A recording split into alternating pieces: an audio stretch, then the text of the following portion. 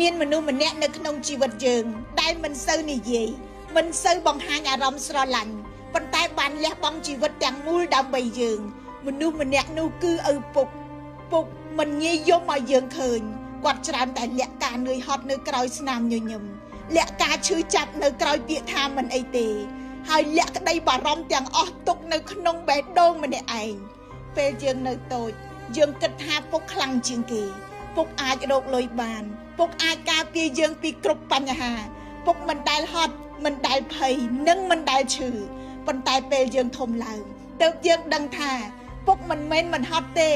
គាត់គ្រាន់តែមិនចង់ឲ្យយើងឃើញពុកមិនមែនមិនឈឺទេគាត់គ្រាន់តែខ្លាចកូនបារម្ភពុកមិនមែនមិនខូចចិត្តទេ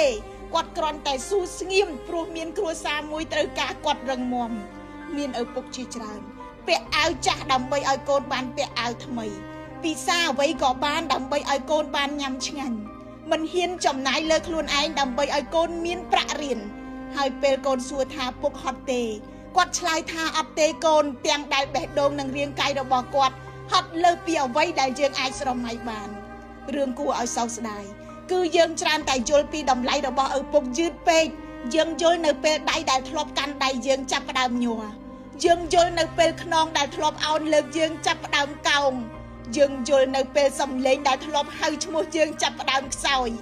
យើងយល់នៅពេលបរោះដែលយើងធ្លាប់គិតថាខ្លាំងជាងគេចាប់ផ្ដើមត្រូវការយើងវិញហើយថ្ងៃណាមួយពាក្យថាពុកនឹងคล้ายទៅជាពាក្យដែលឈឺចាប់បំផុតក្នុងជីវិតព្រោះយើងអាចហៅបានប៉ុន្តែមិនមានអ្នកឆ្លើយថ្ងៃណាមួយកៅអីដែលគាត់ធ្លាប់អង្គុយនឹងនៅទំនេរថ្ងៃណាមួយយើងចង់ប្រាប់គាត់ថាអរគុណពុកប៉ុន្តែគាត់លែងនៅទីនោះដើម្បីស្ដាប់យើងទៀតហើយយើងអាចសោកស្ដាយបានប៉ុន្តែមិនអាចហៅពេលវេលាឲ្យត្រឡប់វិញបានទេទិវាឪពុកថ្ងៃនេះគួរជាថ្ងៃដែលយើងសួរខ្លួនឯងថាតើយើងបានឃើញការលះបង់របស់គាត់គ្រប់គ្រាន់ហើយឬនៅតើយើងបានផ្ដល់ក្តីស្រឡាញ់និងសងគុណត្រឡប់ទៅគាត់មុនពេលវេលាយកគាត់ចេញពីយើងហើយឬនៅឪពុកមិនត្រូវការអ្វីច្រើនពីកូនទេពេលខ្លះគាត់គ្រាន់តែត្រូវការឲ្យកូនចងចាំថា